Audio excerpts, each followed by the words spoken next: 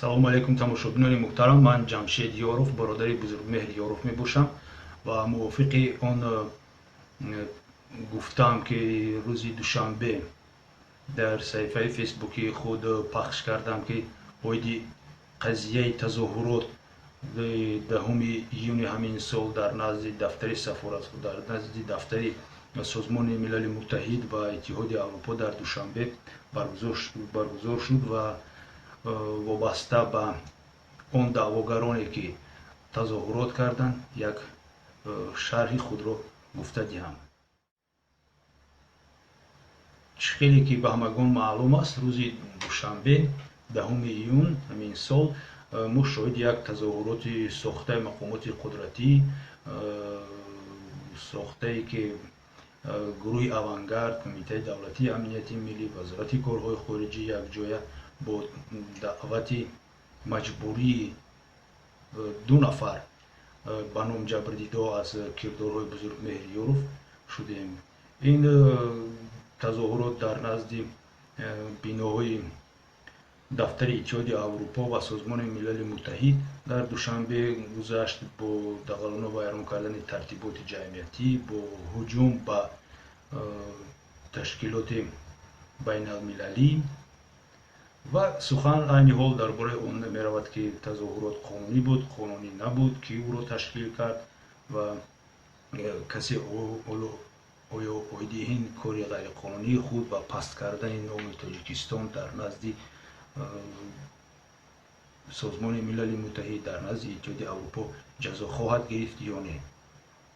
хеле ки ваъда додам, ман дар бораи он 2 нафар ҷабрдидае ки ба сомонаи Фараш мусоҳиба доданд ва худро аз кирдорҳои Бузургмеҳр ҷабрдида ҳисоб мекунанд, мехостам барои шумо каме фаҳмонда диҳам, то ки шумо бинед ки кадом ашхос ҳамкорӣ дорад, даст дорад дар зиндонӣ кардани адвокати тоҷик ки бар муқобили режим бархоста буд, ки барои адолат, барои ҳимояи ҳуқуқи инсон кӯшиш мекард, вале мутаассифона маҳз бо дастгирии чунин ашхоси гумроҳ, ашхоси бесавод, ашхоси ҷинояткор ва қалоб, бо дастгирии онҳо, бо розигии онҳо Бузургмеҳр Ёров айни ҳол зиндонӣ аст. хеле ки расонаҳои Тоҷикистон изҳорот доданд, гӯё дар ин тазоҳурот зиёда аз 150 нафар одам ҷамъ шуда буд ва онҳо ҳама бо шиорҳои зидди Бузургмеҳр, зидди озод кардани ӯ дар ин назди дафтарҳои созмони милали муттаҳид ҳузур доштанд, тазоҳурот барпо намуданд ва худро ҷабрдида аз кирдори Бузургмеҳр ҳисоб мекарданд. дар аввал ман ягон ҷабрдидае ки мешинохтам надидам дар парвандаи Бузургмеҳр Ёров ки 6 октябри 2016 сол ба итмом расид, ҳамагӣ 18 нафар гӯё ҷабрдида буд. ва баъде ки сомонаи Фараж мусоҳибаи кӯтоҳи 2 нафари онро ба тамошобинон пешниҳод мекунад, яке аз онҳо Ниёзова Аслия мебошад ва ман мехостам ки дар ин барнома, дар ин қазия, дар ин масъалаи муносибатҳои Ниёзова Аслия бо Бузургмеҳр Ёров ва роли Ниёзова Аслия, фарзандони Ниёзова Аслия, рафиқони ӯ, ҳамшарикони ӯ дар зиндонӣ кардани Бузургмеҳр Ёров ба шумо муфассалтар гап занам. биёед бинем ки ин зан кист ва чӣ муносибат дорад бо Бузург.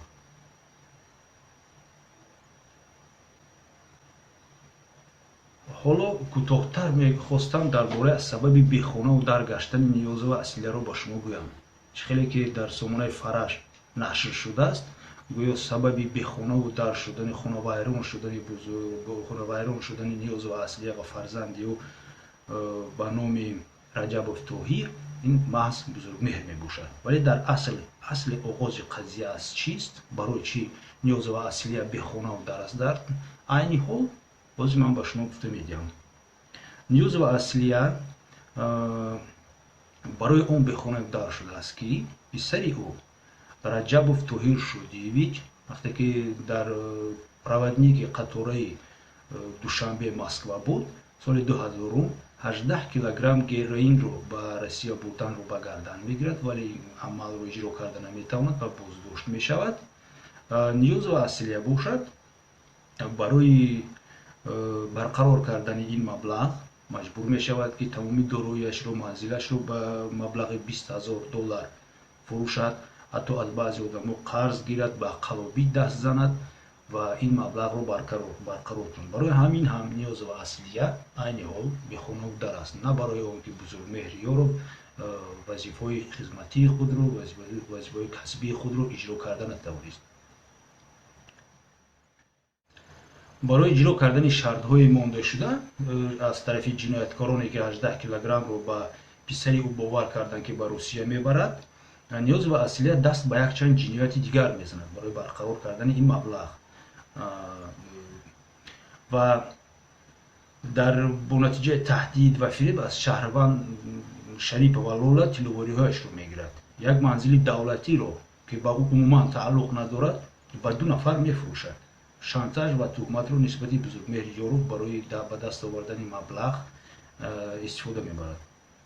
албатта дар ин барномаи худ мо бо пуррагӣ гуфта наметавонем тамоми тарафҳои ин қазияро, барои ки хеле ҳам яке аз даъвоҳои калони прокуратура, даъвои калони мақомоти қудратӣ нисбати Бузургмеҳр Ёров маҳз ҳамин қазияи ниёз ва аслия мебошад ва ниёз ва аслияро ҳамчун як аслиҳа истифода бурда дар тамоми амалиётҳои худ онҳо бар зидди бародари мо, бар зидди адвокат Бузургмеҳр Ёров истифода бурданд. бояд қайд кард ки ниёз ва аслия дар ин амалҳои ғайриқонунии худ танҳо нест. дар аввал бо ӯ духтараш Фотима Раҷабова, писараш Раҷабов Абдуқодир ва баъдан мақомоти зертобаи Раҳимзодаву Рамазону, Саидмуъмин Ятимов ва Раҳмон Юсуф буданд. акнун биёед ин қазияро дар асоси маводҳои парвандаи ҷиноятии Бузургмеҳр Ёров як дида мебарем. дар рафти таҳлил ман аз маводҳои парвандаи ҷиноятии Бузургмеҳр Ёров истифода мебарам. каме аз он хонда метиҳам ба шумо, каме дигарашро ба манзури шумо пешниҳод мекунам. акнун биёед бинем ки ин амалро мақомоти тафтишот версияи аслияро чӣ гуна менависад ва дар айб чӣ оварда шудааст. моҳияти айб ки ба Бузургмеҳр пешниҳод карда шудааст вобаста ба ин чунин аст. ӯ дар аввалҳои моҳи августи соли 2000 бо мақсади тасарруф намудани молу мулки ғайр бо роҳи фиреб бояд сӯистифодаи боварӣ дар он ҷо бо рафиқи Раҷабов Тоҳир, Шаҳрванд Наҷотов Абдулло вохӯрда охиринро фиреб додааст ки бар ивази $6,000 амрикоӣ Раҷабов Тоҳир Шодиевичро аз ҷавобгарии ҷиноятӣ озод менамояд ва аз Наҷотов Абдулло ин маблағро талаб намудааст. ба ин фиреби Ёров Шаҳрванд Наҷотов бовар карда санаи 7 сентябри 2000 сол ба хонаи истиқоматии Ёров воқеъ дар маҳаллаи Зарафшон бинои 19 ҳуҷраи 95 омада дар он ҷо ба охирин маблағи $3000 амрикоиро дода ба ин забонхат гирифтааст. диққат кунед, забонхат гирифтааст. баъдтар дар бораи ин забонхат сухан меравад. давом метиҳем хондани айбе ки тафтишот ба Бузургмеҳр пешниҳод кардааст. ӯ боз санаи 12 декабри 2000 сол ба мақсади сохтакорона тайёр намудани ҳуҷҷати аз ӯҳдадорӣ озодкунанда ва дар оянда истифода бурдани ҳуҷҷати баръалоқалбакӣ ба манфиати худ аз номи Раҷабов Абдуқодир забонхат оиди гирифтани маблағи $3000 Иёлоти Муттаҳидаи Амрико ва қаблан бо роҳи қалабона аз дасти Наҷотов барои аз ҷавобгарии ҷиноятӣ озод намудани рафиқаш Раҷабов Тоҳир Шодиевич тасарруф намуда буд тайёр намудааст. сипас ӯ дидаи дониста ин ҳуҷҷати қалбакиро бо мақсади озод шудан аз иҷрои ӯҳдадориаш, яъне баргардони маблағи ба роҳи қалобона аз Наҷотов тасарруф намудааш ба тафтишот пешниҳод намудааст. баъдан Наҷотов аз қалбакӣ будани забонхати пешниҳод намудаи Бузургмеҳр Ёров дарак наёфта онро ба модари Раҷабов Ниёз ва Аслия дар ин бора хабар дода маблағашро талаб кардааст. Ниёз ва Аслия аз қалбакӣ будани забонхат дарҳол пай бурда ба мақомоти таъқиби ҷиноят муроҷиат кардааст. Ёров боз аввалҳои моҳи декабри соли 2000 бо модари Раҷабова Шаҳрванд Ниёз ва Аслия вохӯрда онҳоро фиреб додааст ки бар ивази $5000 амрикоӣ писараш Раҷабов Тоҳир Шодиевичро аз толори маҷлиси судӣ озод менамояд ва аз Ниёзова маблағи мазкурро талаб намудааст. ва фиребе ӯ шаҳрванд Ниёзова бовар карда аз шиносҳояш $4500 қарз гирифта 3 декабри 2000 сол тахминан соатҳои 10 дар назди бинои суди шаҳри Душанбе маблағи $4500 ба Бузургмеҳр Ёров додааст. ин буд айбеки тафтишот ба Бузургмеҳр дар ин қазияи Ниёзова Аслия навиштааст. акнун биёед таҳлил мекунем онро бо назардошти маводҳо, бо назардошти нишондоди шоҳидон, бо назардошти он амалиётҳое ки 15 сол пеш аз баргузории ин мурофиаи қалбакии судие ки ҳамагон мо шоҳид будем дидем, аз назар мегузаронем, мебинем ки аслии воқеият дар куҷост. аз рӯи моҳияти айб дида мешавад ки Ниёзова на $7500 чӣ хеле ки дар тамоми расонаҳо мегӯяду дар фараш чоп шудааст, балки ҳамагӣ $4500 додааст ба гуфти худаш. Ниёзова Аслия тӯҳматашро аллакай аз соли 2007 дар ин бора оғоз карда буд. аз соли 2007, на аз соли 2000 вақте ки маблағро гӯё додааст. аз соли 2007 Ниёзова Аслия ин тӯҳматашро оғоз карда буд ва ин қазия, яъне додани $4500 амрикоӣ ба Бузургмеҳр ва барнагардондани ин маблағ аз тарафи Бузургмеҳр ба Ниёзова Аслия ва хештабори ӯ чандин маротиба аз тарафи агентии назорати давлатии молия ва муборизаи зидди коррупсияи ҷумҳурии Тоҷикистон дида баромада шудааст. Прокуратураи шаҳри Душанбе ин масъаларо дида буд. Раисати вазорати корҳои дохилӣ дар шаҳри Душанбе ин масъаларо низ дида буд. Бо аризаи Ниёзова Аслия, бо аризаи мутақобилаи Бузургмеҳр Ёров ин масъала ҳаматарафа дида баромада шуд ва бинобар набудани таркиби ҷиноят борҳо даъвои Ниёзова Аслия рад карда мешуд. ин мақомотҳо чандин маротиба аризаҳои Ниёзовро санҷида баромаданд, тафтиш карданд ва баҳои ҳуқуқӣ низ доданд.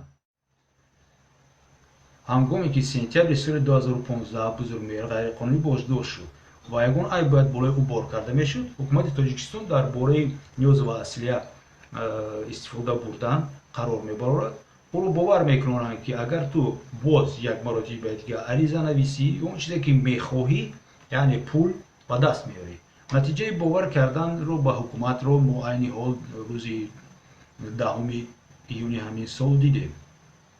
моликияти Бузургмеҳр Ёровро дороиро ҳукумат Тоҷикистон мусодира кард ва бояд ки ба ном ҷабрдидаҳо тақсим мекард, вале ба Ниёзова Аслия ягон чӣ нарасидааст ки Ниёзова Аслия айни ҳол норизо аст ки Бузургмеҳр Ёров озод бошад ва агар ӯ қарздор бошад дар озодӣ маблағи қарзашро диҳад. ӯ мехоҳад ки Бузургмеҳр Ёров умуман аз зиндон набарояд ва ҳоло он ки зарарро Бузургмеҳр дар зиндон наметавонад барқарор кунад.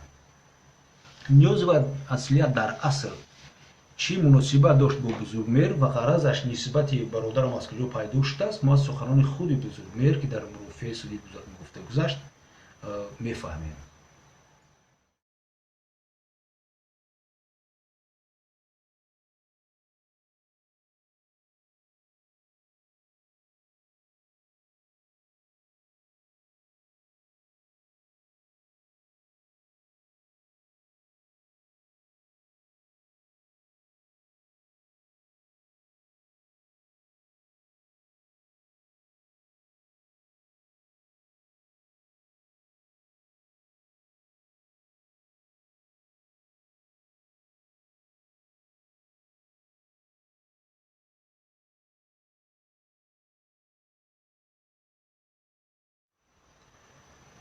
яъне ки Ниёзова Аслия ба боварии Бузургмеҳр ва оилаи ӯ даромада, ба онҳо ба маблағи $3500 манзили истиқоматиро фурӯхтанӣ мешавад ва аз ин маблағ ҳатто $2000-ро ба дасти худ мегирад. вале вақте ки Бузургмеҳр огоҳ мешавад ки манзили Ниёзова ин манзили давлатист ва Ниёзова ҳаққи фурӯхтани онро надорад ва баргардонидани маблағашро талаб мекунад, Ниёзова боз ба қалоби дигар ба фурӯхтани ин манзили давлатӣ ба Шаҳрванд Ёдгор ва М машғул мешавад. Ниёзова ба ҳар баҳона аз баргардонидани $2000 тасарруф намудааш саркашӣ мекунад ва Бузургмеҳр маҷбур мешавад ки нисбаташ ариза ба прокуратураи шаҳри Душанбе нависад.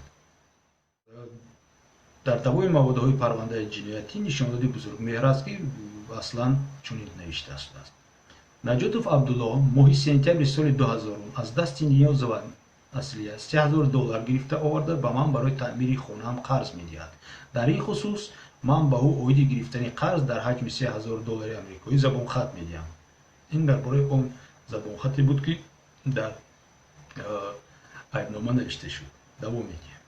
بعدا او زبان خطی من رو برای طلب کنی پول در ماه دکبر سال 2000 به دست نیازوا میدهد. نیازوا باشد زبان خطی از من گرفته نجاتوف رو نشان داده 5 دکبر 2000 سال در اداره مسئولیت خانه حقوقی شهر دوشنبه 3000 دلار داده‌اش رو میگیرد. با این حالت با خواهش او زبان خط رجبوف عبدالقادر میدهد پسرش.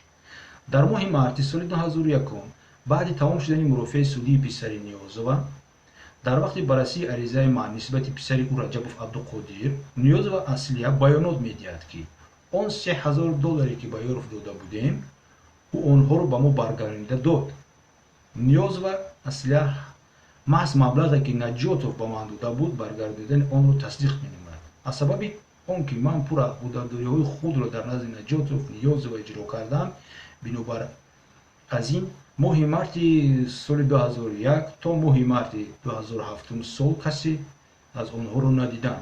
اگر متناسباً از آنها قرضدار می‌بودم یا اینکه آنها را فریب دادم، پس در حال آنها نسبت من برای جوابگری من به سوی یا اینکه مقامات قدرتی مراجعت می‌نمودند یا اینکه به رئیست کلیگ ادوکات‌های جمهوری تاجیکستان واقع در کوچه فرخورد 12 شهر دوشنبه با عریضه مراجعت می‌کردند. در سال 2006 بار نیازوا اصلیه به جای کاری من آمده خواهش کرد که کاری او را در زمینه نظارتی پیش برم، اما من این را رد نمودم، زیرا 2000 دلار از ما گرفته‌اش قسمی پول خانه خریده مرا نیازوا اصلیه هرچند که 6 سال گذشته بود نداده بود و از این رو من به او شخصیت ادوکات رسول و دلبر یا اینکه ددجان و دلبر را پیشنهاد نمودم. نیازوا اصلیه با شخصان نام برده شرطنامه حقوقی بسته کاری خود را پیش می‌برد. اگر نیازوا اصلیه به من 7500 دلار میداد، پس چرا باز ادوکات‌های دیگر کاری را پیش می‌بردند؟ ماه مارس سال 2007 نیازوا اصلیه به جای کاری من آمده شانتاژ آن را می‌نماید که به من پول کلانی را داده است، آن را به او برگردانم. در نتیجه من طلب می‌نمایم که به مقامات قدرتی مراجعت نماید تا که تهمت او را سنجد. او عریضه نمی‌نویسد و مایده‌باشی صادر می‌نماید. با دعوت من کارمندان میلیسا او را با دست و دهان اسکوچ بسته گرفته می‌برند. در حضور اینسپکتور منطقوی میلیسا اولیموف اونا مناسب خود را دروغ گفته و پرداخت همگی 2 سومونی جریمه مأموری گریخته می‌روند. وابسته به این قسمت عیب تفتیشات پیشکی در نظر دارد تفتیشاتی که ماه سپتامبر 2015 آغاز شد با این همه جرم‌ها بعد بزرگمهر ایبدار کرده شد. وابسته به این قسمت عیب تفتیشات پیشکی اویدی آن خواهش نموده بودند که من روزگی خود را برای قطع نمودن قسمت پرونده بنابر گذشتن مهلت به جوابگری جنایتی کشیدن دیم، زیرا زیاده از 16 سال است از آن روزها گذشته است. از سببی که در کردار من ترکیب جنایت نیست، من به این کار روزگی ندادم. مفتش فتولایف سمیه که همکورسی من میباشد در ساختکاری دلیل‌ها در این پرونده بارها اشتراک کرده بود، تأسف اویدی آن خورد که چرا پیشنهاد آنها را قبول نکردم. من بعد افسوس می‌خورم. با نظرداشت تمام ساختکاری‌های نموده در این 3 لحظه تهمت و بی‌اساس بودنش نشان داده می‌شود. ببینید، علاقه تفتیشات می‌داند که این قضیه، این دعوای نیازوا اصلیه یگان اساس واقعی ندارد، برای که بارها سنجیده شده است، برای که مهلت دعوا نیز گذشته است، برای که یگان اساس نیست. باز بزرگمهر پیشنهاد کرده می‌شود که بزرگمهر خواهش می‌کنیم که تو عریضه نویس اویدی از جوابگری جنایتی آزاد کردن و ما آن را تصدیق می‌کنیم. ولی بزرگمهر یارو به عدالت باوری می‌کرد و به ما و شما تکیه می‌کرد که ما او را حمایت می‌کنیم و برای همین از این کار دست می‌کشد و می‌گوید که اگر من گناهکار باشم بگذار سود گناهکاری مرا اثبات کند و هیچگاه خود را از جوابگری امین نمی‌دارد. تفتیشات نیازوا اصلیه رو، این زن مکار و قلاب رو که غرض شخصی سالهای پیشین داشت در مضحکه خود نسبت برادر ما بزرگمهر رو برای محبوس کردن او به این حد ساختکارانه به نهایت با یک مهارتی با آنها خاص استفاده می‌برد. تفتیشات парвандаро умуман яктарафа бурдааст. Бо нишондоди шоҳидони ҳимоя агар диққат ба нишондоди шоҳидон дуруст диққат надодааст. Умуман нишондоди шоҳидон аз тарафи ҳимоя пешниҳодшуда диққат намедиҳад ё ки умуман онҳоро ба суд даъват намекунанд барои пурсипур. Фақат фармоиши аз боло омадаро иҷро кардааст. Вагарна бинед дар қабади мавдӯи парвандаи ҷиноятӣ нишондоди шоҳид Ятимов Паҳлавон мавҷуд аст, ки ҳамсояи Ниёзова Аслия мебошад ва ӯ чунин мегӯяд: бо гузашти вақт Ниёзова Аслия дар ин бино дар даромадгоҳи хонаи ӯ иҷоранишин истиқомат мекард ва ҳамеша вақте ки ман ӯро медидам ва мепурсидам ки кай $2000 пули аз фурӯши хонаи болои қалобиашро гирифтаро ба Бузургмеҳр бармегардонӣ, Ниёзова Аслия оиди он ҷавоб медод, ки ӯ тамоми молу мулкашро фурӯхтааст ва айни ҳол дар манзили дар биное ки шоҳид Ятимов Паҳлавон зиндагонӣ мекунад иҷоранишин мебошад ва қарзҳои писараш Тоҳирро, ки героинро ба Русия набурдааст, дода истодааст ва ҳатман пули ёру Бузургмеҳрро ҷамъ карда медиҳад. Мақомот ба ин нишондоди Ятимов Паҳлавон ба нишондоди дигар шоҳидон диққат намедиҳад ва фақат ба сухани ҳамин қалоб, ҳамин зани шатоҳ бовар мекунад, чунки худ онро тайёр кардааст ва чунин ҳукми тӯлонӣ ба Бузургмеҳр медиҳад. Давом метиҳем ба таҳлил. Тафтишоти пешакии шоҳидоне ки равшанӣ ба ин тӯҳмати Ниёзова Аслия метавонистанд ора намепурсад. Хамедова Орзу умуман пурсида нашудааст. Шоҳид Холиқов Бахтиёр, ки дар вақти баррасии парванда судяи суди шаҳри Ваҳдат буд, пурсида нашудааст. Биёед боз ба суханони Бузургмеҳр диққат кунем.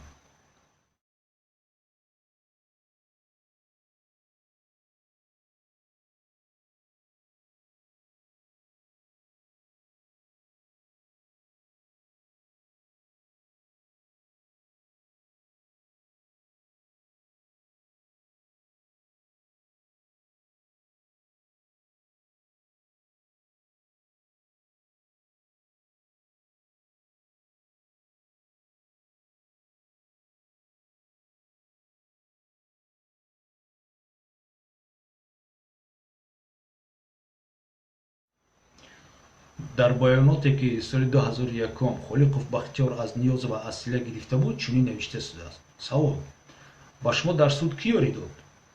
ҷавоби Ниёзова Аслия: мо ба ёров Бузургмеҳр $3000 дода будем.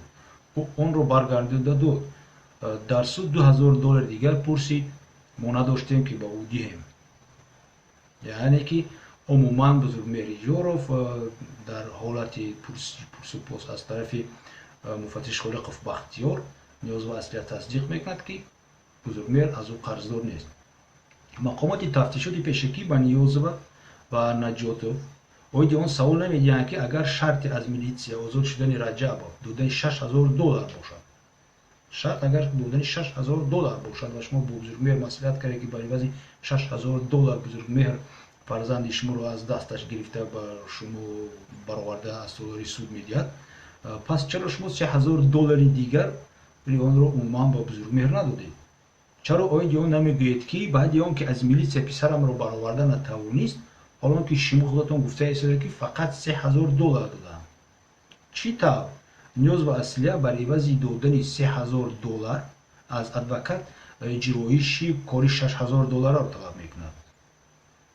ҳама ин саволҳо надода, ҳама ин саволҳое ки тафтишот надод, тафтишот аз додани ин саволҳо парҳез кард, гурехт, вақте ки дар ҳаракатҳои тафтишотӣ аз қабили рӯбарӯкунии Бузургмеҳр чунин саволҳо медод, чунин саволҳо умуман бардошта мешуданд, маънои онро дорад, ки тафтишот дар тӯҳмат бо Ниёзова Аслия якҷоя аст ва як маслиҳати пешакӣ ҷиноятӣ ташкил карда шудааст. Метавонем ҳатто гӯем, ки як гурӯҳи муташаккили ҷиноятӣ ташкил шудагӣ буд аз сарварони мақомотҳои қудратӣ, аз муфаттишон, аз ин шоҳидони қалбакиву аз ин ҷабрдидони қалбакӣ барои зиндонӣ кардани адвокат Бузургмеҳри Ёров.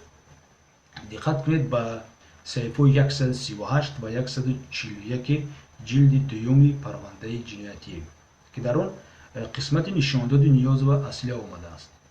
навишта шудааст: баъди он ки аз милитсия писарамро бароварда натавонист, боз аз ман $6000 дигар талаб кард ва гуфт, ки писарамро аз суд мебарорад. мо бовар карда $4,500 қарз гирифта дар назди бинои суди шаҳри Душанбе дар ҳузури одамон ба Ёров $4,500 додем. ниёз ва мавҷуд будани ин $4,500 ба он исбот карданӣ мешавад, ки гӯё тиллобориҳои Шаҳрванд, Шарипов ва Лоларо фурӯхта маблағи онро дар назди бинои суди шаҳри Душанбе дар шоҳидии Қарақулов Абдулҳафиз, Шарипова Лола, Нуриддинов Саидбек дода бошад. муфаттишон Ҳакимов ва Фатҳуллоев, ки парвандаи Бузургмеҳрро мебурданд, ҳатто зарур нашумориданд, ки ваҷҳои Ниёзовро санҷанд.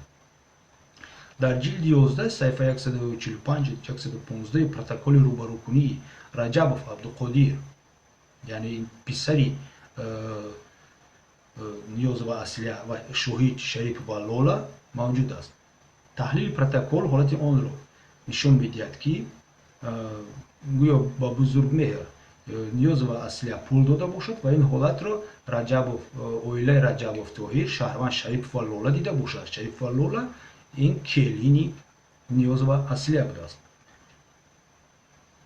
лекин вобаста ба ин пурсиш аз Шарипов ва Лола умуман пурсида нашудааст, ки бо арзиши чанд сум ба Ниёзова Аслия тилло додааст. оё тиллои додаашро баргардонидааст ё ин ки не? оё ӯро Ниёзова Аслия маҷбур кардааст ё ки ӯ худаш ихтиёран ин тиллоҳоро додааст ё ки не? баъдан дар натиҷаи таҳлили парванда ва дар натиҷаи рафти мурофиаи судӣ, маводҳои ин мурофиаи судии аудиои он дар мо ҳаст, Ниёзова Аслия умуман дар бораи манбаи ин $4,500 чунин мегӯяд. дар ин ҷо хеле ки ман гуфтам, бинед, Ниёзова Аслия гӯё мегӯяд ва бо писараш маслиҳат карданд, ки ин маблағи фурӯши тиллоҳои Шарипов ва Лола мебошад, вале дар вақте ки дар мурофиаи судӣ 27 июли 2016 сол пурсупоси Ниёзова Аслия дар мурофиаи судӣ мегузарад, Ниёзова Аслия иброз медорад, ки $4,500 дар натиҷаи гирифтани қарз аз дугонаҳояш Ҳакима, ки $3,000 дода бошад, ва Фариштамоҳ $1,500 додааст, ба вуҷуд омадааст. барои чӣ дар толори суд Ниёзова Аслия нишондодашро дигар мекунад ва маблағи ва манбаи ин маблағҳои $4,500 ба Фариштамоҳ ва Ҳакима равон мекунад, ба касе муайян нашуд. барои тафтишоти Тоҷикистон ва суд умуман манфиатдор нест, ки ин парвандаро пурра объективона ва холисона бинанд. барои чӣ Фариштамоҳ ва Ҳакима ба суд даъват карда нашуданд, то ин ки асли воқеа фаҳмида шавад, ки $4,500 ин пули қарздодаи онҳо ба Ниёзова Аслия аст ё ки не? онҳо маблағашонро бозпас гирифтанд ё ки не? ё ин ки ин маблағе ки Ниёзова Аслия оиди он сухан меронад, ки дар назди толори суди шаҳри Душанбе ба Бузургмеҳр соли 2000 декабри соли 2000 дода буд, 15 сол пеш, дар асл маблағи тилловориҳои Шарипов ва Лола аст ё не? ягон амалиёт оиди муайян кардани ин ҳолати кор гузаронида нашудааст ва ба як сухани пӯчу холии ин зани қалоб тафтишот бовар мекунад, чунки ин ба манфиати ӯ аст. дар тамоми рафти мурофиа бо ин даъво Бузургмеҳр ба тафтишот фаҳмонданӣ мешуд, далел меовард, талаб мекард, ки шоҳидоне пурсида шаванд, ки асли воқеаро медонанд. ҳарчанде ки Ниёзова Аслия ба тафтишот ба суд ва суд ба тамоми ҷомеаи мо нишон доданӣ аст, ки Бузург барои ҳимояи писари Ниёзова Аслия Раҷабов Тоҳир маблағ талаб кардааст, вале асли воқеа нишондоди дигар шоҳидон инро рад мекунанд. Бузургмеҳр писари ӯро ҳимоя намекард ва ҳимоятгари писари Ниёзова Аслия умуман дигар одам буд. диққат мекунем ба протоколи тартибдодашуда, ки дар ҷилди 11 ин парванда мавҷуд аст, дар саҳифа 145-150 навишта шудааст ва дар он нишондоди Раҷабов Абдуқодир писари Ниёзова Аслия мебошад, ки дар он номи адвокате бо номи Абдӣ оварда шудааст. Абдӣ ин адвокати маслиҳатхонаи ҳуқуқии ноҳияи Ёвон мебошад. мақомоти тафтишодӣ умуман ин шахсро намепурсанд. дар протоколи номбурда Раҷабов оиди он ҷавоб медиҳад, ки Абдуро ман тавассути ёро бузургмеҳр шинос шудам. Бештар бошад оид он нишон медод, ки дар он вақт боз хешамон Сангинмурод, ҳимоятгар аз ноҳияи номун ба ёвон ба номи Абдӣ, ки шиноси Шарофиддини ҳамсояи Сангинмурод буд, ҳузур дошт. яъне Раҷабов Абдуқодирро ба Абдӣ ном адвокат наманд, балки Шарофиддин ҳамсояи хеши Раҷабов Абдуқодир Сангинмурод даъват намудааст. даъвати адвокати дигар аз тарафи Сангинмуроду Ниёзова Аслия маънои онро дорад, ки онҳо дигар бо бузургмеҳр муносибат надоштанд ва тамоми масъалаҳои ҳуқуқиро, ҳимояи писари онҳоро адвокат бузургмеҳр Ёровнеу, адвокат Абдӣ пеш мебурд. вале Абдӣ пурсиданаш шудааст умуман дар ин бора мақомати таъқиби ҷиноятӣ ин фикр, ин пешниҳоди тарафи ҳимоя бузургмеҳр Ёровро умуман ба инобат нагирифтанд, напурсиданд, дар ин ҳолат ягон амалиётеро иҷро накарданд. ҳамин тариқ мо дидем, ки даъвое ки Ниёзова Аслия дорад нисбати бузургмеҳр, яъне ки додани $3000 моҳи сентябри 2000 сол ва $4500 моҳи декабри 2000 сол, яъне 15 сол пеш. оиди 2003 сол мо дидем, ки дар парванда, дар дигар маводҳои парвандаҳое, ки дар раёсатҳои дахлдори агентии мубориза зидди коррупсия, дар прокуратураи шаҳри Душанбе, дар раёсати вазорати корҳои дохилии шаҳри Душанбе дар ин тӯли қадар солҳо ҷамъ шудааст, ба маводҳои парвандаи ҳозира ҳамроҳ нашудааст. ва $4500 дигаре, ки пайдоиши онҳо шубҳанок аст, шоҳидон тасдиқ намекунанд. ҳамагӣ як шоҳид аст, Шариф Валола, ки келини худи Ниёзова Аслия мебошад ва мутмаин ҳастем, ки ма боварӣ комил дорем, ки онҳо сабаби муносибати хештабури якдигарро ҳимоя мекунанд ва бо маслиҳати пешакӣ ва барои ба даст овардан як маблағ ин гапро бофтанд. ягон тасдиқи худро наёфтааст. барои чӣ тафтишот ба ин бовар мекунанд? барои мо маълум аст, чунки ин як нақша тарҳи шуда аст пешакӣ аз тарафи мақомоти қудратии Тоҷикистон барои бартараф кардани адвокат бузургмеҳр Ёров, ҳамчун як вакили мустақил, ҳамчун як душмани сиёсӣ ба онҳо ва ба хоҷагони онҳо. ва инак хулоса мебарорем, дар боёноти пешинааш Ниёзова борҳо тасдиқ кардааст. ва инро судяи суди шаҳри Ваҳдат дар 2015 сол, албатта судяи шаҳри Ваҳдат буд, тасдиқ карда метавонад, ки Ниёзова Аслия бо баёнотҳояш тасдиқ кардааст, ки $3000 додаашро аз бузургмеҳр гирифтааст ва ҳатто оиди ин забонхати писараш вуҷуд дорад. оиди $4500 ягон далели қотиёна оварда нашудааст, ки маблағ аз куҷо пайдо шуд. ҳоло ки Ниёзова мегӯяд, ки пул надоштем ва қарз гирифтем. аз кӣ гирифтед? бар ивази чӣ гирифтед? агар тиллоборӣ фурӯхта бошед, пас онро ба кӣ фурӯхтед? чӣ номгӯи ҷавоҳирот буд? барои чӣ касе, ки ба Ниёзова маблағ дод бар ивази тилло дода бошад, кӣ буд он? барои чӣ ӯ пурсида нашуд? ин ҳама саволҳо ноаён монданд, тафтишот ба ин ҷавоб надодааст. барои чӣ дархостҳои адвокати бузургмеҳр ва худи ӯро оиди даъват ва пурсиши шахсони иловагӣ суд қонеъ накард? барои чӣ маводҳои парвандаи солҳои гузашта вобаста ба тафтишоти аризаҳои муғризонаи Ниёзова Аслия дар бораи гӯё қалов будани бузургмеҳр Ёров ба парванда ҳамроҳ карда нашуданд? барои чӣ шахсони мансабдоре, ки борҳо қарорҳои рад кардани баррасии аризаи Ниёзова Аслияро бароварданд ё қатъ аз оғози парвандаи ҷиноятӣ карданд, дар ин хусус ба суд даъват нашуданд, ба тафтишот даъват нашуданд ва қарорҳои онҳо на бекор карда шудааст ва на ба парванда ҳамроҳ карда шудааст? саволҳо бисёр ҳастанд, вале ҷавоб якта аст. парванда фармоишист ва мақсади тафтишот ва суд муайян кардани асли воқеаву барқарор кардани адолат нест. мақсад ҷазо додани адвокате, ки бар муқобили система бархост. барои ҳамин режими Эмомалӣ Раҳмон аз чунин ашхоси гумроҳ, аз ашхоси бесавод, ғаразнок, ҷинояткор ва қалоб мисли Ниёзова Аслия ва дигаронро истифода мебарад. биёед агар касе имконият дошта бошад аз Ниёзова пурсем, барое ки мо бо Ниёзова алоқамандӣ надорем. Мумкин Фараж алоқамандӣ дошта бошад, мумкин намояндаҳои мақомоти қудратӣ, авангард намояндагиашон ягон муносибате дошта бошад. Биёед пурсем ки бар ивази ин нишондодҳояш, бар ивази ин нишондодҳои ғаразнок бар муқобили бузургмеҳри Ёров режим ба ӯ чӣ дод? Магар писарашро бар ивази нишондодҳои ӯ озод кард, ё ягон маблағ дод, ёки шарту шароити нигаҳдошти ӯро сабук кард. Ба ғайр аз қасос гирифтан аз шахсе ки ӯро дар қаллобӣ ва авбошӣ фош кард, ӯ чӣ манфиат дид? Агар ӯ манфиат медид, пас барои чӣ 10 июни ҳамин сол омада барқароршавии маблағҳояшро талаб мекунад? Барои чӣ ҳукумат ӯро истифода бурд ва гуфт ки ариза навис, мо маблағҳои туро бармегардонем? Барои чӣ маблағҳои ӯро барнагардон? Барои чӣ амволи бузургмеҳро ҳукумат гирифт ва ин амвол ба дасти судяву ба дасти прокурору дигарон расид? Барои чӣ амвол ба давлат фурӯхта нашудасту ба гӯё ҷабрдиҳо тақсим карда нашудааст?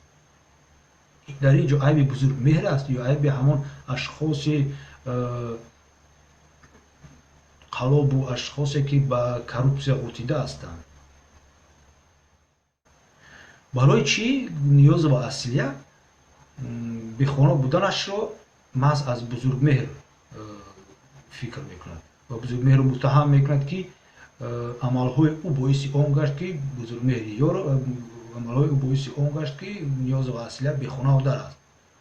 ҳолон ки худаш мегӯяд ва худаш дар мурофиаи судиро гуфтаги аз суханони ӯ аст ки тамоми дороиашро манзилашро фурӯхта ба қочоқчиёни ва маводи мухаддир барои барқарор кардани зарар расондани писараш Раҷабов Тоҳир Шодиевич, яъне 18 килограмм героин ба онҳо додааст. Ниёзова Аслия дар назди бинои дафтари Аврупо дар душанбе дар тазоҳурот мегӯяд ки ҳаёти писарамро Ёров сӯзонд. Магар Ёров ӯро борои қочоқи героин равон кард? Магар Ёров гуфт ки барои ба даст овардани маблағ бояд ту героин фурӯшӣ? Магар Ёров ӯро то боздоз шуданаш умуман мешинохт? Магар Ёров ӯро чунин тарбия карда буд? Чунин тарбия кард ки ба ҷои меҳнати ҳалол ту бояд ба қочоқи маводи мухаддир машғул шавӣ дар муддати тӯлонӣ, ҳамаги дар 4 рӯз қатор ҳам 4 рӯз меравад то Русия, ту соҳиби як маблағи калон мешавӣ. Магар сӯзондани ҳаёти писари шумо Ниёзова Аслия ин айби бузургмеҳри Ёров аст ё ки айби шумо?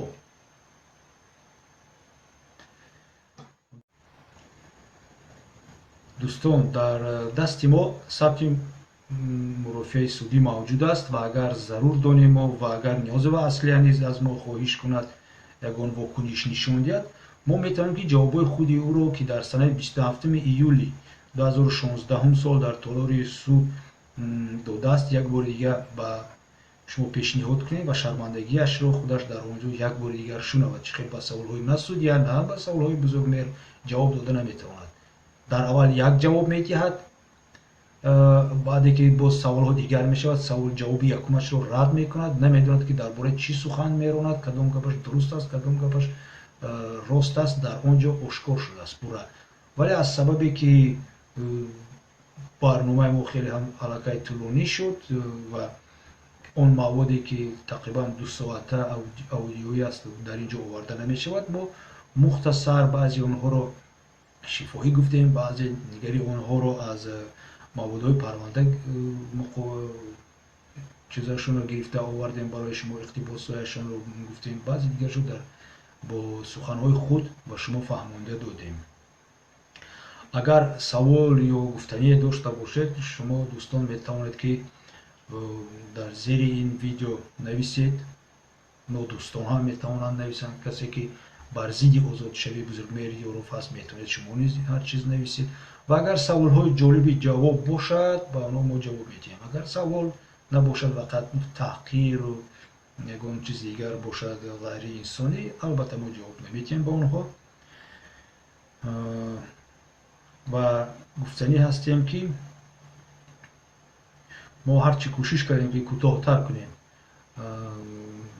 барномаи худро бо ишораи нуқтаҳои муҳими тӯҳмати Ниёзова Аслия нисбати бузургмеҳри Ёров ва нишон додани даст доштани ӯ дар این جنایتی رژیم امامی رحمانov. هرچند که از چیزی از دست ما اومد، شما خود باقی میدهید که آیا ما توانستیم اثبات کنیم که نیاز به اصلیه تهمتگر است، نیاز به اصلیه یک قلاب است، یک فریبگر است که برای فقط به دست آوردن مبلغ علاوگی و قصاص گرفتن از شخصی که او را در قلابی، در منزل فروشی، در فروختن منزل دولتی و در میده اوبوشی فوش کرده است بیشی نیست. حالا باشد در اینجا ما با شما خداحافظی میکنیم تا با خدای آینده. سلامت باشید.